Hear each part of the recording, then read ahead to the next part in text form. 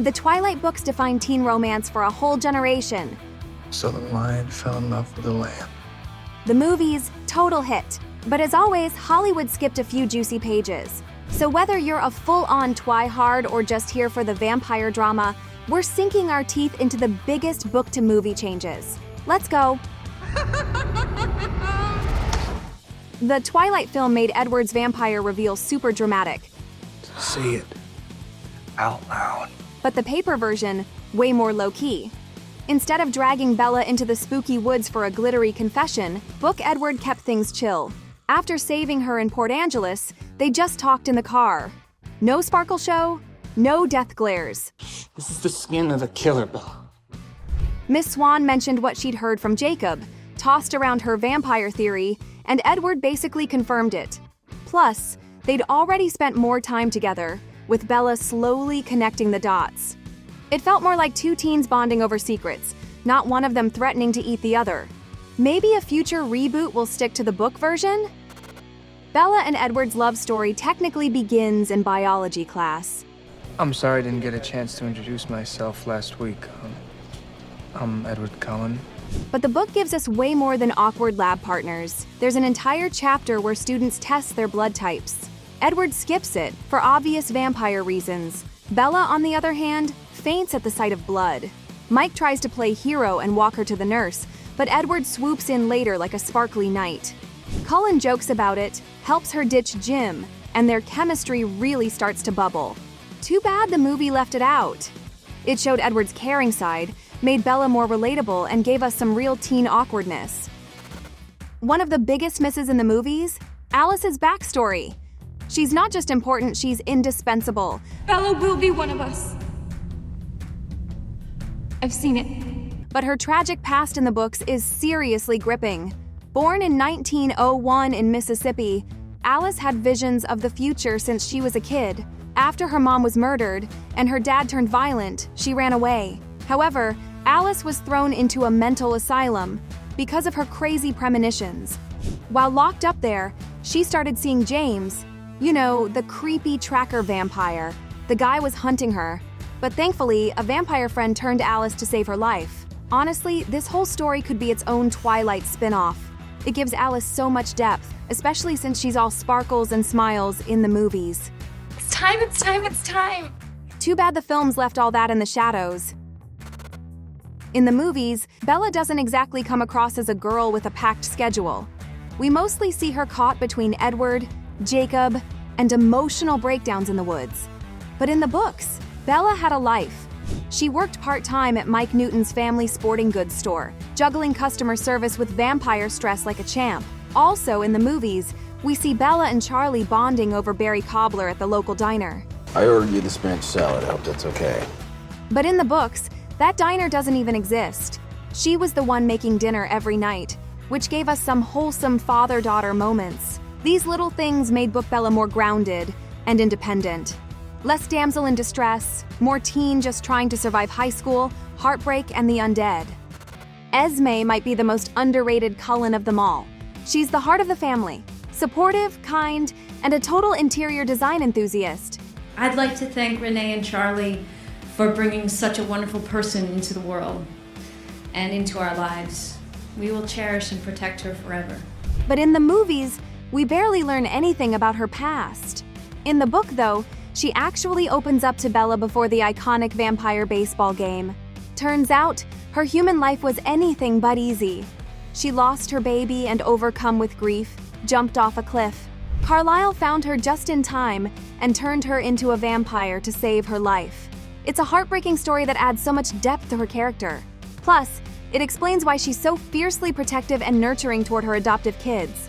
So it's a real shame the movies skipped it. One of the biggest complaints about Twilight is that Bella looks like she's ready to drop everything for Edward: school, friends, and even her pulse. And the movies only made that vibe stronger. But the books tell a different story. In Eclipse, she gets accepted into the University of Alaska, a perfect choice for vampires who want to avoid the sun and tuition fees. Edward, surprisingly supportive. He even encourages her to apply to Dartmouth, where he got in. Her college plans come up again in Breaking Dawn, where she wants to go for a year after marriage. However, a surprise pregnancy and vampire transformation throw a serious plot twist. But the point is, she had plans. The movies unfortunately skipped all of this.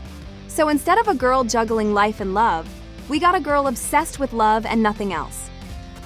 In the films, Jacob's whole personality is basically werewolf shirtless loves Bella. Where the hell have you been, Luca? But in the books, he's got a real backstory, complete with family drama and actual siblings. Jacob is the youngest of Billy and Sarah Black's 3 kids, with twin older sisters, Rachel and Rebecca. After their mom died in a car accident when Jacob was just 9, the girls stepped up to help raise him. Eventually, life called them elsewhere. Rebecca moved to Hawaii after marrying a guy named Solomon Finau, while Rachel went off to Washington State University. Their absence brought Billy and Jacob even closer, basically turning them into each other's support system. It would have been nice if the movies gave us that Jacob, instead of just a guy who growls a lot. Throughout the films, we keep hearing that same soft piano tune by Carter Burwell. But no one ever actually says it's Bella's lullaby. In the books, Edward writes the melody for her and hums it multiple times. It's intimate, personal, and actually shows his side of the love story. The movies? They totally skipped that emotional beat. There's just that one scene where Edward plays the piano, and Miss Swan watches him like he's the only guy on Earth, which left Bella looking like a hopeless, obsessed fan, and Edward like he didn't really care. Book fans know from the jump that Alice and Bella's friendship was the real deal. That seer vampire was low-key rooting for Miss Swan from the start, making sure she got the warmest welcome into the Cullen family.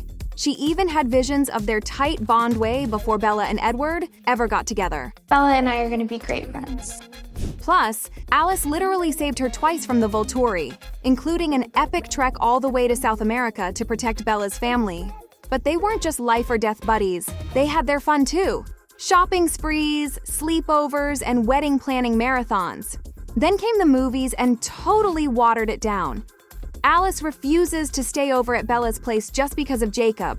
Sure, werewolves and vampires are supposed to be mortal enemies, but in the books, Alice was chill with sleepovers, showing off her big heart and real compassion.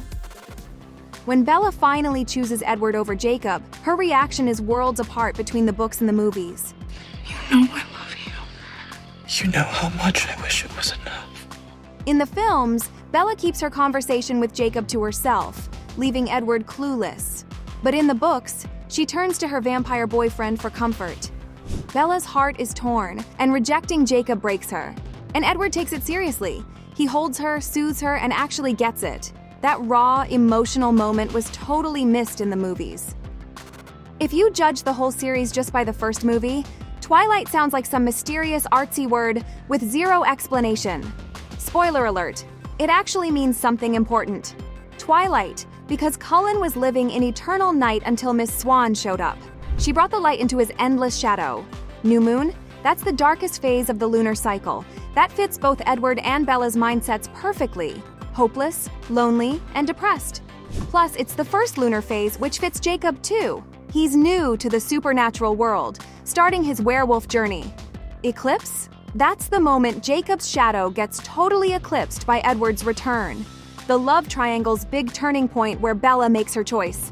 And then, breaking dawn, the light finally breaking through after 3 novels worth of darkness, symbolizing fresh starts. So, yeah, the titles are way more than just pretty words. Which moment from the books do you wish made it into the movies? Drop your pick in the comments below.